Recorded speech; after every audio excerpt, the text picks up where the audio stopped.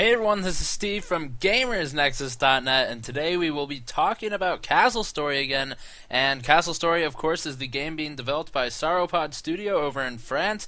We had a chance to meet up with the developers at PAX East 2013 this past weekend and conduct an interview, which is already uploaded. Check out the new user interface and generally have an awesome time. So a quick shout to Francois, Alain, and all the other guys at Sauropod for really just being awesome and friendly and showing that they're super enthusiastic about their game. It was really pretty refreshing. So this quick video is just going to talk about the new interface for people backing the game. If you are new to Castle Story, go check out our previous video that introduces the concept. It is linked in the description below, and it's Castle Story, very quick sentence, is a great city building / RTS hybrid game that raised nearly $1 million on Kickstarter. So there's your intro.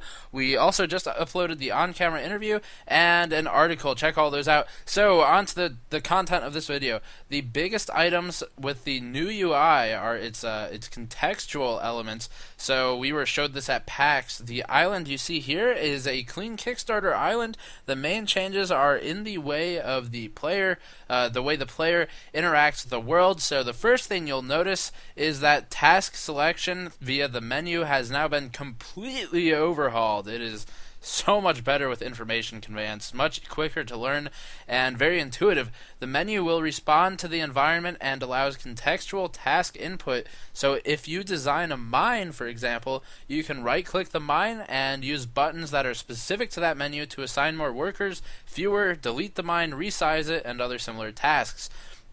The Bricktron AI will also respond contextually, so just like the menu, so right-clicking on a Bricktron will offer a few new options specific to that Bricktron, like breaking a unique voxel, for example. So if they get stuck, you can use that option to break a voxel and get him unstuck. And they can also now drop what they're carrying, so if that's glitched or somehow is confusing a new user why the Bricktron won't do any work, they can tell him to drop the item and then make him do work, and we'll talk more about that in a second. The blocks rather, are also now split into two categories, regular blocks and structures like wooden beams, and Francois told us that they've gotten rid of the side menu because it interfered with their immersive demands, but they've instead, they feel they have embedded everything in the right-click interface and no longer need it, so that's kind of cool too. Hovering over trees will give wood-cutting commands, mines will give mining commands, and so on. It's all right there in the new UI, no more side menu. You can also split construction groups pretty easily, so if you're working on a complex building and realize that there needs to be a separate group for laying down scaffolding, because, for example, your Bricktrons just can't build any higher, they need stairs or something, you can split that group very quickly and assign the builders to work on scaffolding. Then you can prioritize by level of importance. So the scaffolding in this scenario needs to be built first in order to do anything else with construction group 2. So with group 1, we give them priority.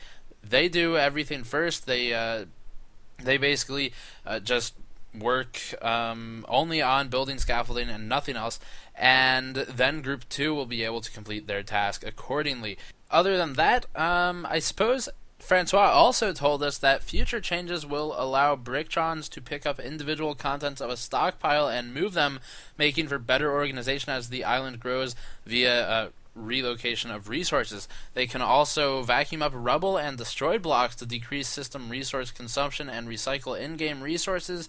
And I know some of the people on Reddit were asking this, and it was fairly upvoted, I believe. Reforestation is a consideration in their minds. The procedurally generated islands, the infinite island concept, is currently giving them a lot of trouble because of the way the zoom in, zoom out works. They're worried that if you're zoomed out and you see 5 kilometers in the distance, the game can't possibly sit there generating all that terrain so far away because it's just not resource friendly. So they are trying to work on it, though. Don't be too worried. That's the reality of developing a game like this.